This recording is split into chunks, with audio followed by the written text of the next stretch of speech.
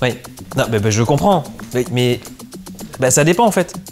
Tu comprends bien, si c'est une grosse scène, je vais pas prendre le même matos. Ah non, pas du tout. Envoie-moi le plan, s'il te plaît. Salut le warm-up, tu l'auras compris, aujourd'hui une vidéo pour t'expliquer comment choisir ton setup, les avantages, les inconvénients, et on va tout détailler.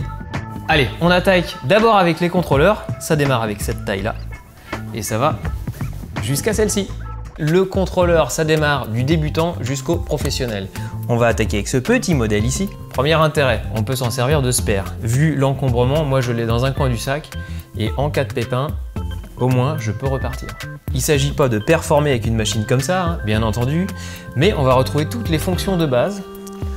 Je vais avoir Q pour faire un point de repère, Play Pause, un cross pour passer d'un morceau à l'autre, il n'y a pas de fader, c'est vraiment minimaliste, réglage du master, réglage des gains de piste, etc. Et évidemment un petit plateau tout petit pour pouvoir aller chercher un point de repère.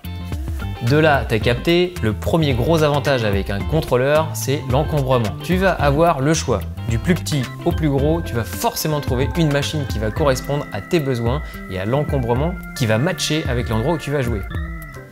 Deuxième avantage avec le contrôleur, le prix. Tu vas avoir des machines comme ça, entrée de gamme, très abordable, on est à moins de 100 € sur un contrôleur comme ça, et tu vas aller, comme tout à l'heure pour l'encombrement, jusqu'au milieu pro, avec des contrôleurs qui vont plutôt être à 1500-2000 €. Du coup, plus tu vas monter en gamme et plus tu vas avoir d'aisance pour travailler. On le voit bien ici entre les deux machines, j'en ai une toute petite avec un contrôle relativement restreint. Ici, une machine un peu plus grosse où je vais avoir des plateaux beaucoup plus gros, des boutons plus espacés, donc le confort pour mixer, il va être vraiment amélioré. Le contrôleur, c'est avant tout un outil, une télécommande pour pouvoir gérer ton logiciel de mix, mais il a quand même quelque chose de super important dedans, c'est sa carte son. Bon, ici, je suis vraiment sur quelque chose de débutant, je sors avec un mini jack. Là, on commence à monter en gamme, on est en sortie RCA. Et puis après, celui que j'ai montré tout à l'heure était en sortie XLR. Là, je suis vraiment sur la gamme Pro.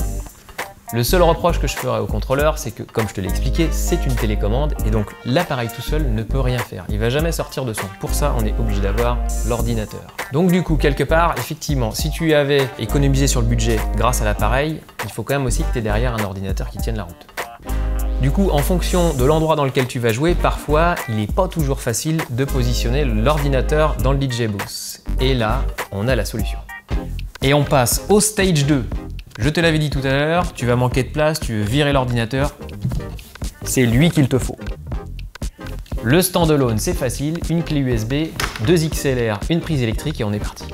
Le standalone, je te l'ai dit, l'avantage c'est que tu as juste la clé USB et après c'est fini. Tu as branché ta sortie son et tu peux jouer directement. Il n'y a plus besoin d'ordinateur puisqu'il est à l'intérieur. Il va gérer directement les fichiers de musique et tu vas pouvoir jouer exactement de la même manière.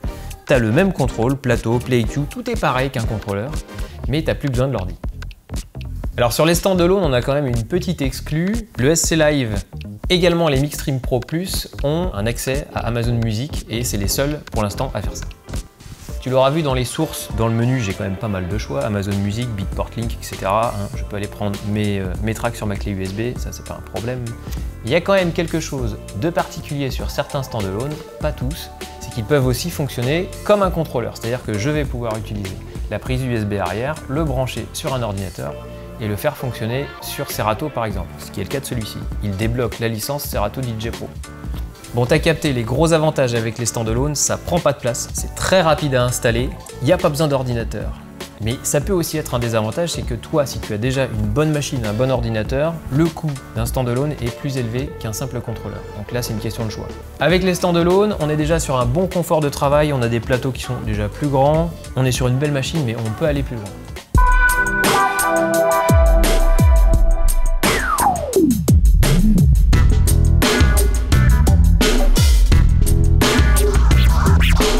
Tu l'as compris, celle-ci c'est vraiment le plus haut de gamme, on est sur de l'élément séparé. On pourrait rester un peu dans la famille du standalone. Ceci dit, la machine en elle-même, la platine, oui c'est standalone, mais j'ai pas le mixage avec. Donc c'est pour ça que cette famille-là, on la met pas dans la catégorie standalone, on la met dans lecteur média et table de mixage. Donc une régie à éléments séparés. Comme tu as vu, ça me prend un peu de temps à installer. ça prend un peu de place, mais par contre, le confort de travail, c'est incomparable. J'ai beaucoup de place autour des potards, beaucoup de place autour des faders, beaucoup de place sur la machine pour aller chercher des fonctions, un écran tactile qui est monstrueux et du coup, j'en ai un sur chaque lecteur dédié à chaque machine. Donc vraiment, le confort de travail, il est incomparable. La table de mixage, 2 entrées USB, donc on peut faire 2 connexions avec du laptop quand je fais du DVS. On va avoir beaucoup plus de possibilités en termes d'entrée digital, line, phono, USB. Les contrôles des effets sont indépendants, c'est-à-dire qu'ici je vais avoir une boîte d'effets, je vais pouvoir l'accumuler avec le filter, là ici, je vais pouvoir l'accumuler avec le sweep FX, donc on va pouvoir aller beaucoup plus loin dans les combinaisons. Sur les micros, je vais avoir beaucoup plus de possibilités, des réglages indépendants, des mutes indépendants. Et encore une fois, dans le menu avancé de la table, si je vais dans les utilities, je vais avoir beaucoup de paramètres que je peux personnaliser à ma guise. Pour en finir avec la table de mixage, au niveau des préamplis, des convertisseurs analogique numérique, numérique analogique et de la carte son, on monte encore en gamme. Donc forcément, ça justifie un tarif plus élevé, mais une meilleure qualité audio. Même remarque sur le média player en lui-même, on va avoir sur le plan technique effectivement des convertisseurs beaucoup plus évolués. Le confort de travail va être vraiment au-dessus avec la taille du jog, avec les contrôles, les pads qui sont juste devant moi, qui sont bien espacés, bien séparés sur une ligne et non pas sur 2 lignes. Enfin vraiment, c'est plein de petits détails, mais mis bout à bout, ça fait la différence. Et la connectivité aussi, elle est beaucoup plus étoffée. Petit bémol, là, sur le porte-monnaie, on va casser le PEL. Évidemment, le premier point, c'est ton budget. C'est vraiment ça qui va déterminer là où tu vas orienter ton choix. Critère 1. Deuxième critère, on va être plus sur l'aspect technique. Est-ce que tu as déjà un ordinateur ou pas? Premier élément. Est-ce que tu mixes plutôt sur 2 voix, plutôt sur 4 pistes? Est-ce que tu es beaucoup nomade? Tous ces éléments-là, en fait, vont déterminer un peu le bornage par rapport au compromis que tu vas accepter en fonction de tes attentes techniques et de ton budget. Et un troisième point qu'il faut vraiment pas négliger, c'est le feeling. En tant que DJ, est-ce que tu préfères utiliser des éléments séparés, des grands plateaux, des petits plateaux, un contrôleur, un standalone? Là vraiment, c'est aussi une question de choix personnel. Tu as appris peut-être à mixer sur contrôleur, tu vas vouloir rester sur contrôleur ou passer sur standalone. Tu as appris à mixer sur des platines vinyles, tu vas peut-être préférer un setup comme celui-ci. C'est vraiment une histoire de ressenti et de feeling. Chacun a sa perception des choses et il n'y a pas de méthode exacte. C'est toi qui décides sur quoi tu mixes. Petite anecdote, je me souviens quand j'ai débuté, j'ai commencé avec des platines normales, enfin je veux dire comme celle-ci. J'avais dit que jamais je ne toucherais un contrôleur et aujourd'hui je fais peut-être 90% de mes soirées sur un contrôleur. Si tu aimes le contenu du warm-up du DJ, n'hésite pas à nous supporter, abonner, partager, suivre les réseaux sociaux, enfin voilà, tu connais. Allez, à très vite!